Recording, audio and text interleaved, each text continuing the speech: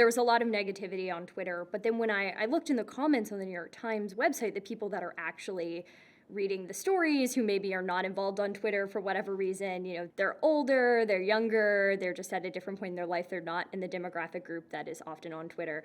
It was really positive. Of course, there was still pushback, but it was much, much more positive than a lot of the other online responses.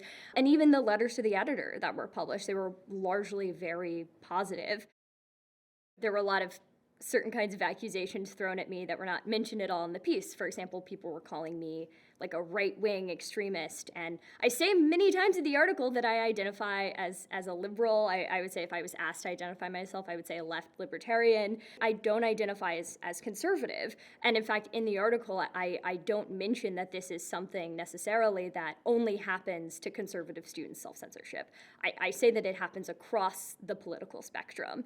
Yet, I was often being accused of saying that, the self-censorship that happens to marginalized students or left-wing students, that I don't care about that. When in fact, in the article, I very much make it clear that I do in fact care about that.